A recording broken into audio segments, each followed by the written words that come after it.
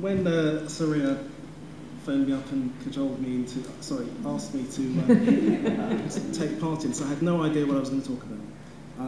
And listening to everybody else, it's been quite interesting in that they've talked about all the things I was going to talk about, but also James's story in particular almost mirrors my own. And when you think that's like 25 years ago, it's incredible to think that times have not changed a great deal. For me, role models are a bit like leaders. They're all over the place. It's not about a position or responsibility. It's not about a decision that you make that you're going to be a role model, you're going to be a leader. People look up to you because you are someone who makes things happen, or you inspire somebody, and they try to follow you. Now, when I was in my primary school, funny enough, actually, James, similar story for me. When I was in my as yours, for me, when I was in my primary school, there was very little access to music beyond general classroom music, very little whatsoever. I used to sneak into the hall because I saw a piano there, and I just loved the sound of a piano. That was my first love, actually. Don't tell my wife. I used to sneak in to try and play the piano during break times. And I'd always get kicked out. I'd get kicked out because, as far as the school was concerned, I had no musical training, I didn't know what a piano was, and it was bashing around on the piano. Now, that isn't, of course, what I was trying to do.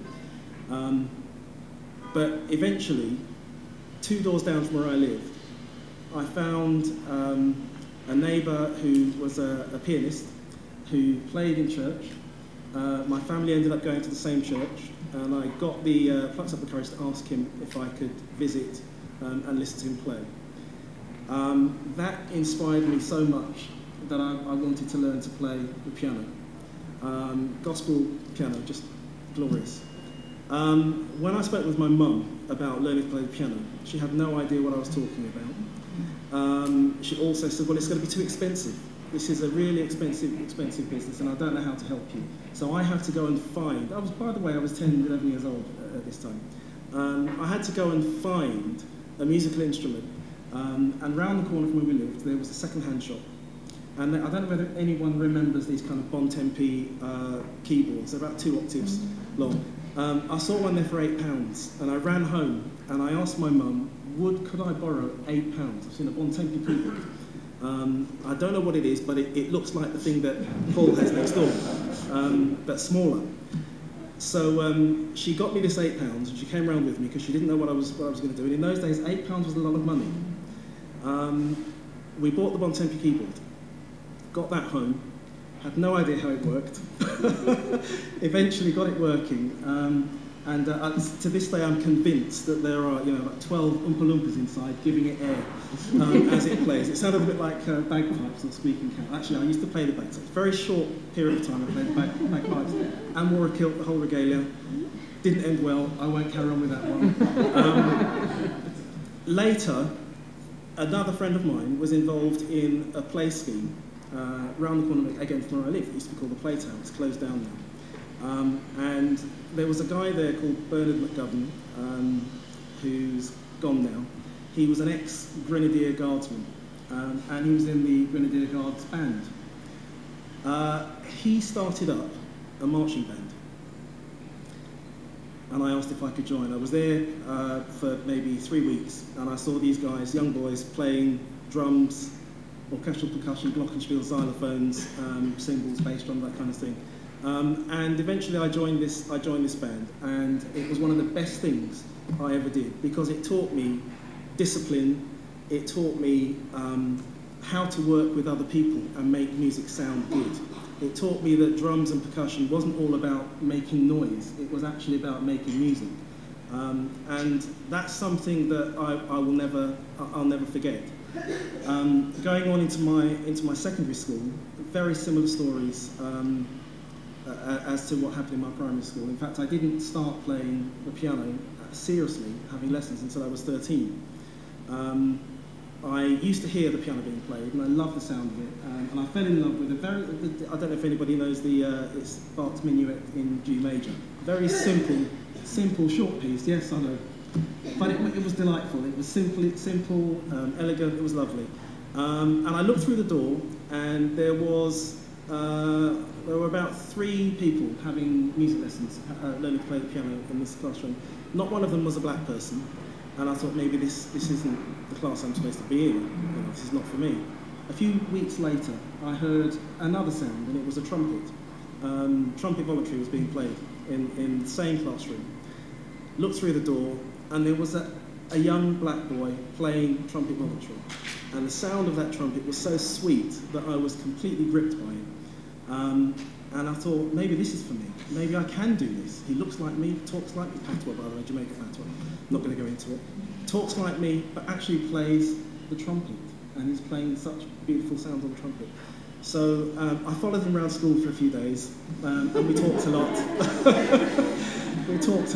And eventually he was the one who approached the music teacher and got me piano lessons.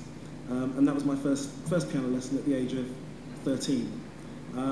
After 2 years, the wonderful lady, she left at the end of that year, actually. In 2 years, there was no music in my school whatsoever, nothing. So if it wasn't for the activity outside of school, I wouldn't have probably continued what I'm doing now. I did actually, as you ended up in CBSI, I was in the LSSO, and you mentioned that there weren't many black people in that group at that time, and I was actually the only one when I was there. Things have changed a lot now. Things have changed a lot, and I'm really pleased to see that things have changed a lot. And I know that music services and their music hubs are doing a great deal of work to encourage music making on all sorts of levels. In Hackney, where I work instead of music service, we have a number of different orchestras, and we have all sorts of ensembles, both Western and non-Western ensembles. And the mix is really good. We have a very good mix of young musicians working, playing alongside one another. It wasn't always that way, but I think there are no quick fixes to any of this. And each of us, individually, we are all role models, whether we like it or not.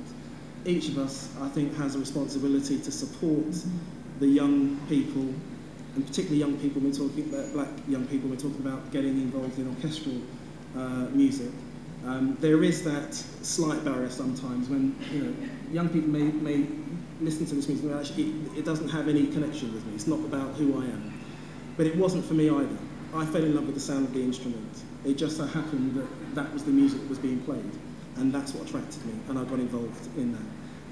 I have to say, when I did my A-levels, I did get told off for putting flat nines and sharp fifths and things in my Beethoven string quartets, but jazz is another one of my loves. But we have a whole range of things going on in Hackney, and in fact, Charlotte Condini-Barber, or Barbara Condini, I don't know whether she's here, but I saw her name on the list. She's the leader in our orchestra, and we're extremely proud of what she's achieved, and she's a fantastic role model to a lot of the young people in Hackney. We've started a programme whereby we encourage young musicians who are doing well, not just black young musicians, but there are quite a few of them in Hackney, and we're promoting that. They go along and attend orchestras, holiday courses, our festival, and they act as mentors and support other young people. And for me, the thing about role models is that we do, and people have said this already, we do need to see more young black people out there doing what they do. And part of our responsibility, as I mentioned before, is about providing platforms for that to happen. When Charlotte played, I think, the recorder for the first time at one of our gala events at Ocean and Mayor Street, she played the recorder and did a fantastic solo. We just finished a choral piece, more like, it wasn't actually choral, it was a vocal piece. And there were lots of rowdy young musicians making lots of noise, and we thought, my goodness, how's Charlotte going to follow all this with a recorder? She got on stage, and within seconds, you could have heard a pin drop. The quality of her performance was outstanding. And for a few weeks after that, we had so many requests from schools, how do we get recorder up and running in our school? We've got so many children who want to learn to play the recorder. So this is what I'm talking about, really. We have to not only be pioneers is the wrong word. We've got to be the protagonists. We've got to be the people that actually make things happen. but also ensure that those progression routes are in place and we're promoting it. It's not just something that we talk about, it's something that we do. And we should be judged by our actions, not by what we say. So I'm pleased that in Hatch, at least, we're doing as much as we can to make that happen, and fundraising all the time, and working in partnership with a range of other organisations to enable these pathways for young people.